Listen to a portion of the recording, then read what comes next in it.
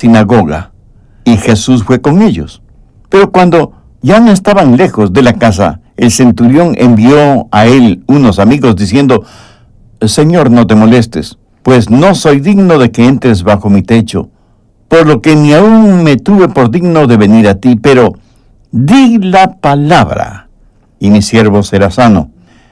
Porque también yo soy hombre puesto bajo autoridad, y tengo soldados bajo mis órdenes, y digo a este: ve, y va, y al otro: ven, y viene, y a mi siervo: haz esto, y lo hace.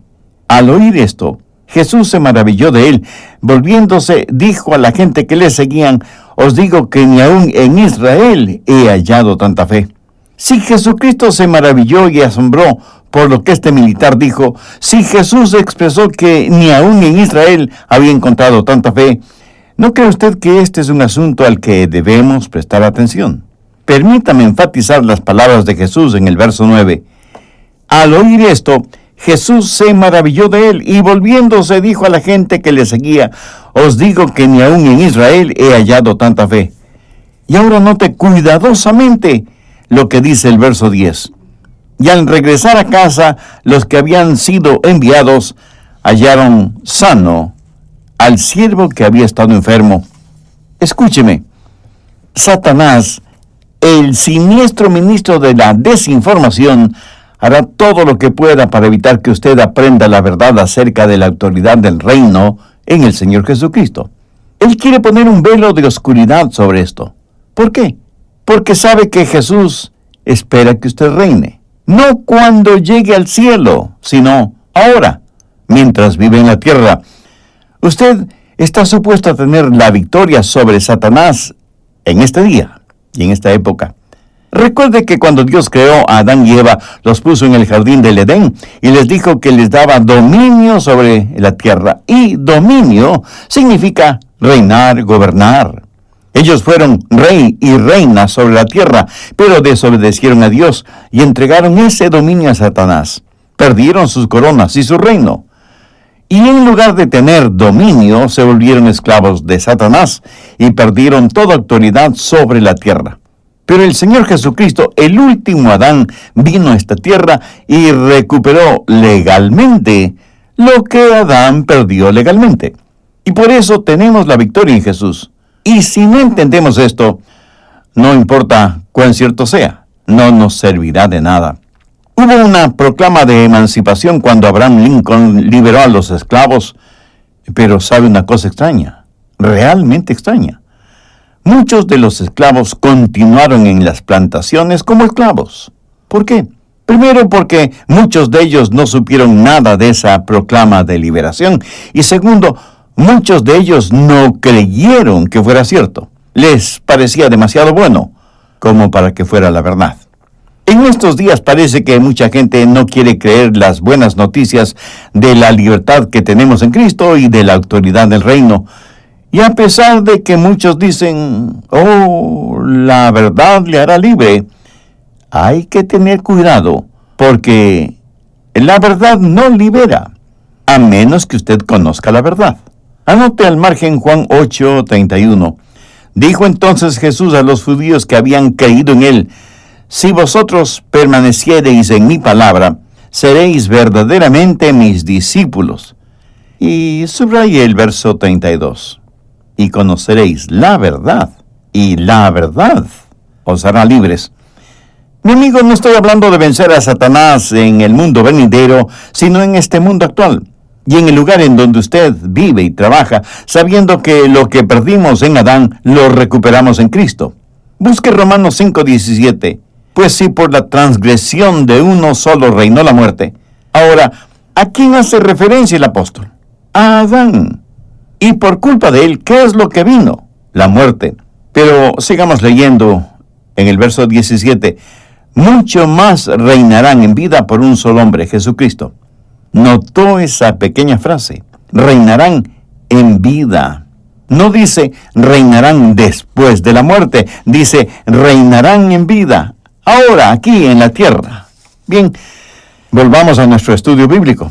Aquí está un centurión, un militar romano, tenía 100 soldados bajo su mando, Era un hombre gentil, importante en el ejército romano, y tenía un siervo que estaba prácticamente moribundo.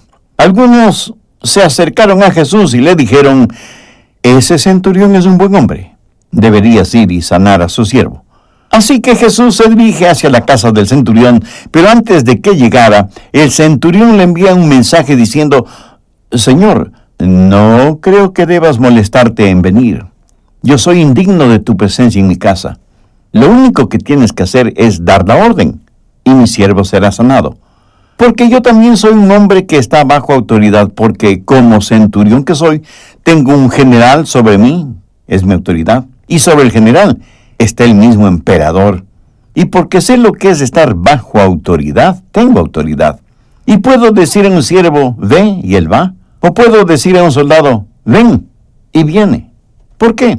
Porque estoy bajo autoridad, pero tengo a aquellos que están bajo mi autoridad. Así que solo tienes que dar la orden para que mi siervo sane, aunque no entres en mi casa. Y Jesús se maravilló, y creo que habrá dicho, y aquí estoy usando mi imaginación santificada, creo que Jesús habrá dicho: es extraordinario.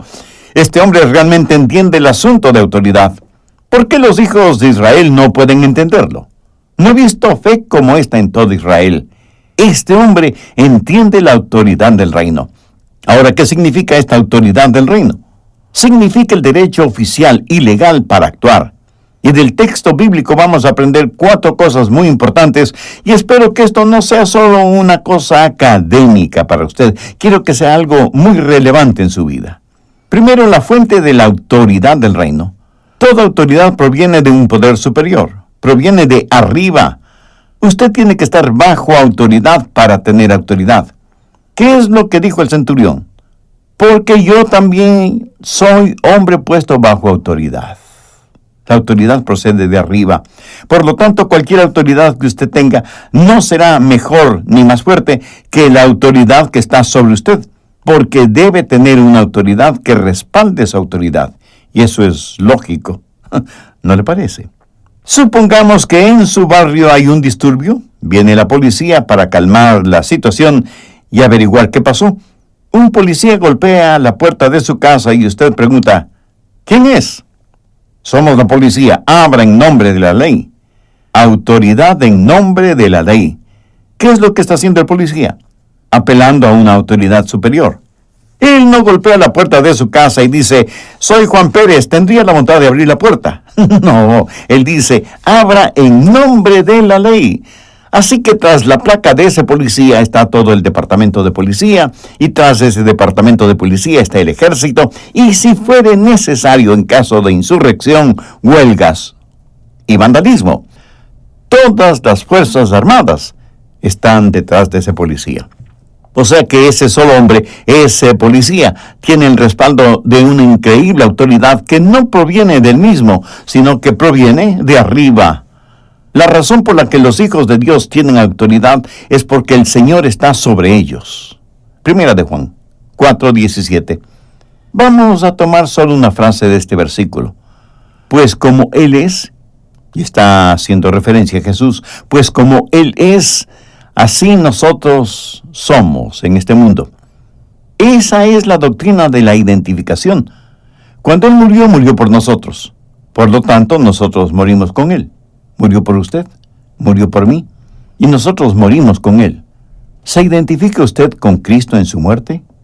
Ahora, cuando Él resucitó, usted también resucitó con Él. Usted está identificado, unido con Cristo en su resurrección. Busque Romanos 6:5, porque si fuimos plantados juntamente con Él en la semejanza de su muerte, así también lo seremos en la de su resurrección. Escúcheme, cuando Jesús ascendió, nosotros ascendimos con Él. Y porque la Biblia dice que Él está en los cielos, muy por encima de todo principado y poder, entonces la victoria de Jesús es nuestra propia victoria. ¿Lo entendió? La autoridad proviene de Jesús. ¿Tiene Jesús dominio sobre Satanás y los demonios? Pues claro que sí. ¿Está usted en Jesús?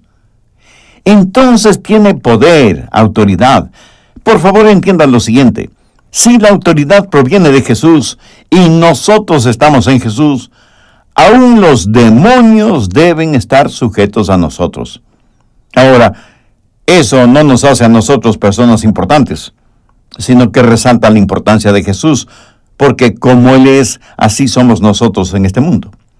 Escuché de un cazador que se enorgullecía de que solo con una pequeña navaja le había cortado el rabo a un gigantesco león. Y alguien le preguntó, pero ¿por qué cortarle el rabo y no la cabeza? Y el cazador respondió, porque alguien más ya se la había cortado. Mi amigo, por así decirlo, Jesús es quien cortó la cabeza del león. Y por lo que Él hizo, por la victoria que Él ganó, nosotros también tenemos la victoria en Cristo. Y esa debe ser la relación de Cristo con su iglesia en nuestros días. No piensen en la iglesia como una corporación y Jesús como su presidente. La iglesia es su cuerpo y Cristo es la cabeza. Y alguien preguntará, pero pastor, ¿cuál es la diferencia? Verá, nosotros estamos orgánicamente relacionados con el Señor Jesucristo. Su vida está en nosotros, nuestra autoridad proviene de Él, y esa es la razón por la que cuando Jesús dio la gran comisión dijo, toda autoridad me es dada. Por tanto, id. En otras palabras, Jesús les dijo, porque tengo autoridad, yo les autorizo, les doy poder ahora para que actúen en representación mía. Busque 1 de Pedro 3:22. Se refiere a Jesús y dice, quien habiendo subido al cielo está a la diestra de Dios, y a Él están sujetos ángeles, autoridades y potestades. Entonces la primera verdad es que la fuente de la autoridad del reino procede de lo alto, de un poder superior. Segundo, el secreto de la autoridad del reino. Lucas 7, verso 8. Porque también yo soy hombre puesto bajo autoridad y tengo soldados bajo mis órdenes. ¿Lo notó? Pues ahí está el secreto. Es tan maravillosamente sencillo. Usted no puede tener autoridad hasta que esté bajo autoridad. Toda autoridad está eslabonada a la obediencia. ¿Por qué una persona debería darle autoridad a usted para que le represente cuando usted no obedece a esa persona?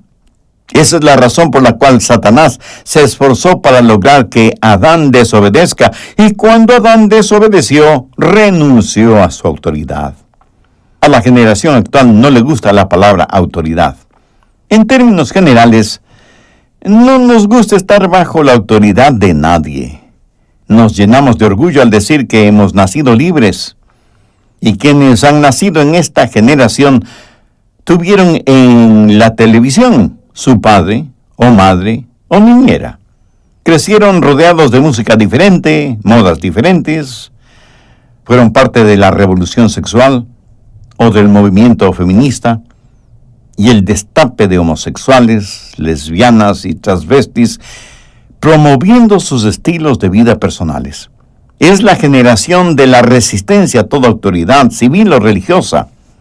El lema generalizado fue, sencillamente hazlo. Si te hace sentir bien, hazlo. Sé tú mismo, hazlo a tu manera. No queremos someternos a ninguna autoridad y por naturaleza, todos nosotros somos así. El otro día, en un espacio de estacionamiento público, leí un cartel que decía, ni siquiera piense en estacionarse aquí. ¡Qué ilustración de nuestra naturaleza humana, egoísta y rebelde! Ahora escúcheme con atención. Dios no da ninguna autoridad a los rebeldes. Permítame ilustrar este punto. ¿Alguna vez ha tratado de enseñar a manejar a algún jovencito? ¿Qué es lo primero que les enseña? No cómo encender el motor, o dónde está el acelerador, o cómo usar la palanca de cambios, aunque el carro sea automático. Si usted es mínimamente inteligente, lo primero que debe enseñarle es dónde está el freno. Ahora, suponga que ese jovencito o jovencita a quien está enseñando a manejar es su hijo o su hija. Y le dicen, papá, no estoy interesado en saber cómo frenar el carro, sino cómo ir a toda velocidad. Si tal es el caso y usted es inteligente, quitará la llave del encendido, la guardará en su bolsillo y dirá: hijo o hija, aún no estás listo para aprender a manejar. Permítame decirle algo sobre el Espíritu Santo. Si usted no conoce las restricciones del Espíritu, nunca sabrá de la libertad en el Espíritu. Si usted no puede manejar los frenos espirituales, Dios nunca le mostrará el acelerador espiritual. La razón para que muchas personas no tengan autoridad del reino es porque no han aprendido a estar bajo autoridad y por lo tanto no podrán ejercitar autoridad. ¿Quién ejerce autoridad espiritual sobre usted? ¿Dios o Satanás? Porque esto determinará la clase de autoridad que usted tiene, buena o mala, positiva o negativa. La autoridad de la palabra de Dios. ¿Está usted bajo esa autoridad? ¿Está en la autoridad del señorío de Cristo? ¿Se ha sometido a esa autoridad? ¿Está en la autoridad de la dirección del Espíritu Santo? ¿La conoce usted? Debe haber autoridad en el hogar, en la iglesia, en el gobierno, en todas partes, aún en los restaurantes. Estuve con un grupo de colegas pastores en una convención y nos fuimos a un restaurante a comer. Y no había una mesa lo suficientemente grande para todos nosotros. Así que dije: ese no es problema, vamos a juntar 2 mesas. Pero una de las jovencitas meseras se acercó y me dijo: señor, usted no puede hacer eso.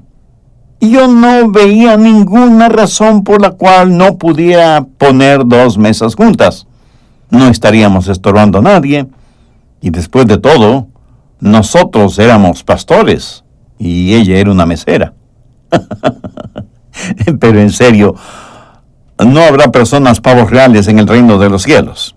Pero volviendo a lo del restaurante, sin hacer caso a la mesera, comenzamos a juntar 2 mesas, cuando de pronto oigo la voz de Dios en mi mente: Adrián, te estás portando como un rebelde. Esa señorita es la encargada aquí. Confieso que por unos segundos me quedé como una estatua. Y finalmente le pedí disculpas a la mesera, quien nos guió a un pequeño salón con una mesa bastante grande, donde estuvimos solo nosotros. Si no aprendemos a estar bajo autoridad, no podemos ejercitar autoridad. El mismo Señor Jesucristo estuvo bajo autoridad. ¿Qué es lo que el centurión hizo? Tuvo una percepción espiritual y mandó un mensaje a Jesús diciéndole: tú estás bajo autoridad y yo también estoy bajo autoridad. Ahora, ¿bajo la autoridad de quién estaba Jesús? Recuerde que Él vino a la tierra como un hombre. No vino para mostrarnos cómo sería Dios en la tierra. Vino para mostrarnos cómo debería ser un hombre en la tierra. Y aunque era Dios, vivió en la tierra como hombre, sujeto a la voluntad de su Padre. Mire lo que dice Juan 17:4. Yo te he glorificado en la tierra, he acabado la obra que me diste que hiciera. Jesús bajo la autoridad del Padre. Veamos ahora Lucas 4:1. Jesús, lleno del Espíritu Santo, fue llevado por el Espíritu al desierto. Jesús, sujeto al Espíritu Santo y sujeto a la palabra de Dios.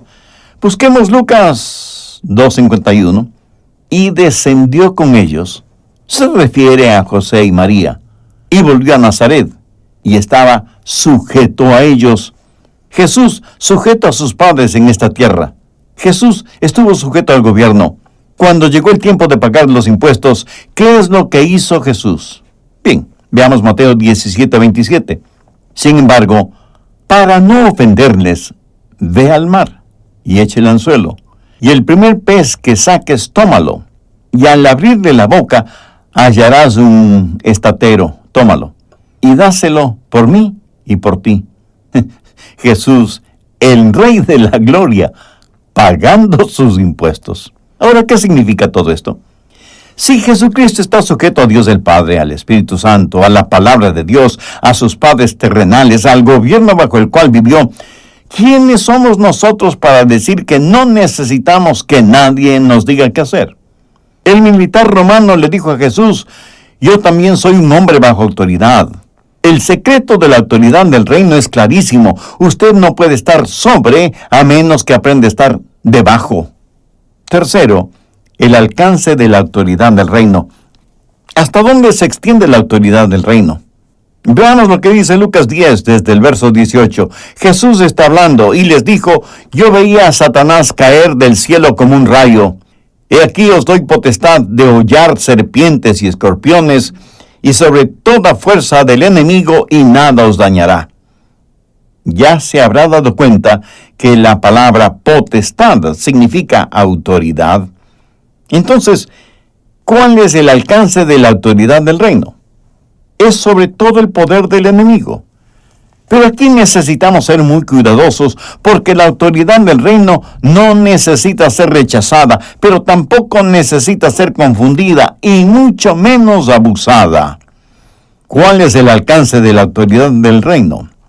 Cuando Dios le dio a Adán la autoridad sobre las bestias del campo, las aves del aire, los peces de los mares, esa autoridad no nos había sido dada a nosotros sencillamente porque nosotros no vivimos en el jardín del Edén. Escúcheme, potencialmente nosotros ganamos más en Cristo que lo que perdimos en Adán. Pero nuestra herencia completa no se hará realidad sino hasta cuando Cristo regrese. Adán recibió la autoridad sobre las fuerzas de la naturaleza. Usted y yo hemos recibido autoridad sobre el poder del enemigo. Espero que usted entienda esto, porque el dominio sobre las fuerzas de la naturaleza será una realidad durante el milenio. Aquí el versículo clave es Hebreos 2:8. Todo lo sujetaste bajo sus pies, porque en cuanto le sujetó todas las cosas, nada dejó que no sea sujeto a él. Pero todavía no vemos que todas las cosas le sean sujetas. Hay algo que potencialmente tiene que ser cumplido. Pablo en Romanos 8:22 dice: porque sabemos que toda la creación gime a una, y aún está con dolores de parto hasta ahora. Amigo, mire a su alrededor. Esto no es el jardín del Edén. Es más bien un desierto lleno de enfermedades, depravación, inusitada maldad sobre todo el globo terrestre. Y aunque usted sea un hijo o una hija de Dios, usted no está protegido de estas cosas. Mire el verso 23 de Romanos 8. Y no solo ella, sino que también nosotros mismos, que tenemos las primicias del Espíritu, nosotros también gemimos, esperando la adopción, la redención de nuestro cuerpo. Quiero que entienda completamente bien lo siguiente: la restauración de la naturaleza y la redención de nuestro cuerpo están en el futuro. Vemos que no todas las cosas están bajo su poder y autoridad, pero para esta época y este día, Jesús nos ha dado autoridad sobre el poder del enemigo. Ese es el alcance de la autoridad del reino. ¿Cómo trabaja todo esto? Escúcheme, usted puede ser una persona llena del Espíritu, pero por favor no tire piedras al avispero. No le servirá de nada el estar lleno del Espíritu si es que las avispas lo atacan. Y si alguno de ustedes me pregunta, ¿qué es lo que estoy tratando de decir? Bueno, es lo siguiente: cuando el Señor dice que da autoridad, está hablando de autoridad espiritual. No dice que usted tendrá autoridad sobre microbios, mosquitos, pulgas, cucarachas, deslaves o erupciones. ¿Por qué debo entender esto? Porque si el diablo no puede evitar que usted aprenda esto, tratará de corromperlo o pervertirlo, para que usted crea que tiene autoridad espiritual para hacer que llueva o haga sol, o vaciar de enfermos las camas de algún hospital, y eso, mi amigo, no es cierto.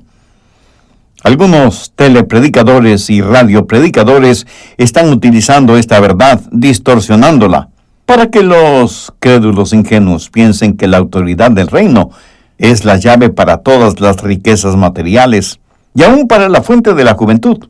Por eso presentan el evangelio de las riquezas, de los Cadillacs o Mercedes-Benz, de lujo y de la comodidad.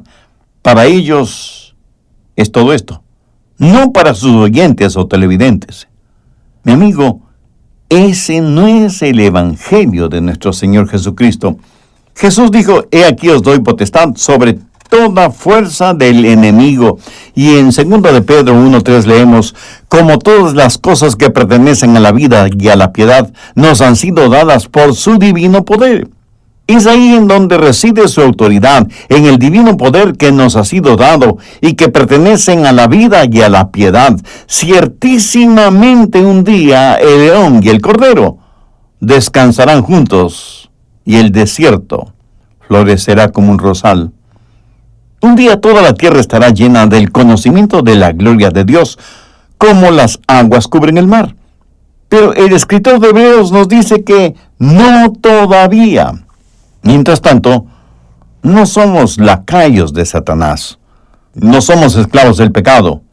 Satanás no tiene ni poder ni autoridad sobre nosotros. El pecado no nos seducirá. La tentación no nos vencerá, porque cada hijo, cada hija de Dios tiene la autoridad del reino y necesitamos entender cuál es el alcance de esa autoridad. Estamos hablando de principios y en el transcurso de los próximos mensajes de esta serie, los iremos estudiando seria y detenidamente. Veremos cómo trabajan en el hogar, en la iglesia, en el gobierno, en la sociedad. Pero ahora quiero que veamos el último punto.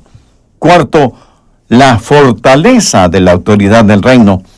En Lucas 7:7 tenemos una declaración extraordinaria por parte del centurión. Pero di la palabra, y mi siervo será sanado. Obviamente, criados que obedezcan sus órdenes. ¿No le gustaría tener algunos soldados o siervos espirituales? Bueno, para tenerlos, usted necesita esta clase de fortaleza para que pueda entrar en esto que se llama submisión, entrega. ¿Sabe de dónde procede la fortaleza en la vida cristiana? De la entrega. El rendirse por completo y estar bajo la autoridad del Señor Jesucristo. Recuerde, si usted no aprende a estar bajo autoridad, ni siquiera se atreva a pedir autoridad. Hace algunos años tuvimos un desayuno de oración con algunos de los basquetbolistas colegiales más conocidos. El invitado especial para la conferencia fue un hombre llamado Kerry Humphreys. Pero, ¿quién era él? Él era el presidente de la compañía de transportes Cargo, que asimismo, en ese entonces, era una de las compañías de transporte más conocidas y poderosas en los Estados Unidos de Norteamérica, y con mucho prestigio alrededor del mundo. En el mundo de los negocios, Kerry estaba en lo más alto de la escalera corporativa, pero lo más notable de Kerry Humphreys es que era un genuino creyente. Y le escuché cuando contó cómo entregó su corazón a Jesucristo y los tremendos cambios que experimentó en su vida. Y entre las muchas cosas importantes que dijo, bien recuerdo lo siguiente. Dijo, no hago énfasis en la manera en que visto, pero cada mañana antes de salir de mi casa, pongo un pañuelo blanco en mi bolsillo. Y sacando un nítido pañuelo blanco de su bolsillo, dijo, este pañuelo no es para imponer una moda o cosa por el estilo. Este pañuelo blanco representa algo. Es el signo de mi rendición.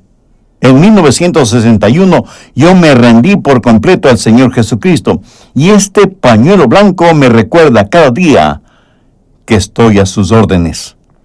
Este era un hombre que tenía a cientos de personas trabajando para él.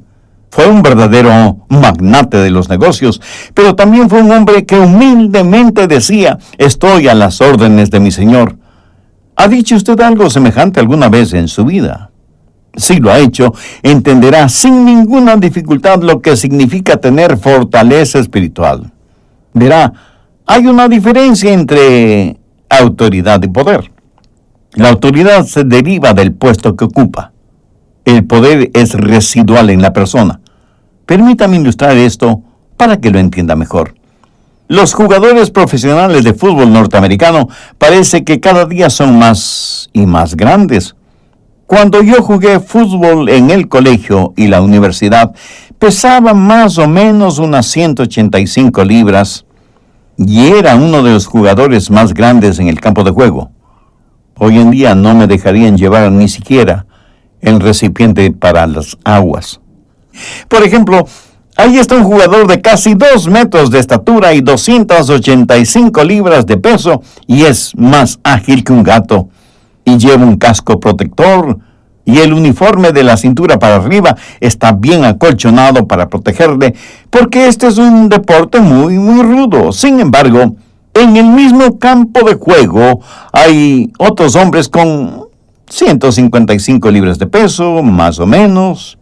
No tienen cascos ni uniformes especiales, llevan solo una camiseta rayada, y todo lo que tienen son pitos o silbatos, o como usted los llame. Y cualquiera de estos hombrecitos de apenas 155 libras de peso le puede expulsar del campo de juego a uno de sus jugadores grandotes y mandarlos a las duchas. Con su pito tiene la autoridad sobre todos esos jugadores. Jesús nos está diciendo a nosotros, hombrecitos pequeños, tienen la autoridad sobre todo el poder del enemigo. Por eso es tiempo ya de que usted entienda la fortaleza de la autoridad espiritual. Ahora, solo el saberlo no es suficiente. Necesitamos aprender cómo orar con autoridad, y de eso estaremos estudiando en los próximos programas. Pero permítame volver un momento a la historia de Carrie Humphreys, quien entregó su corazón al Señor Jesucristo en 1961, y para jamás olvidarse de su entrega a Jesús, siempre llevó en su bolsillo un inmaculado pañuelo blanco. Y esto fue algo muy real para él. ¿Ha entregado usted su corazón a Cristo? No le estoy preguntando cuál es su denominación. Tampoco le pregunto en qué iglesia tiene su membresía. Mi pregunta es sencilla pero específica. ¿Es usted salvo y sabe con toda certeza que es salvo? Anhelo que cada uno por fe ponga su total confianza en la obra redentora de Jesús. Y si lo que he compartido con usted en este mensaje le mueve para que tenga una decisión espiritual, le pido que ore conmigo la siguiente oración. Querido Dios, hasta ahora no he puesto mayor atención a las cosas espirituales, pero lo que he escuchado en este programa ha sido muy revelador. Me reconozco pecador delante de ti y necesito no tu justicia, porque me condenaría, sino tu gracia para salvarme. Señor Jesús, aún no comprendo a plenitud la dimensión de tu amor por mí, pero sí sé que gracias a tu ofrenda de tu propia vida en la cruz, pagaste mi culpabilidad por el pecado. Gracias por amarme de esa manera. Ayúdame para que yo nunca sea una vergüenza para ti y para tu palabra. Dame la fortaleza espiritual para nunca avergonzarme de ti.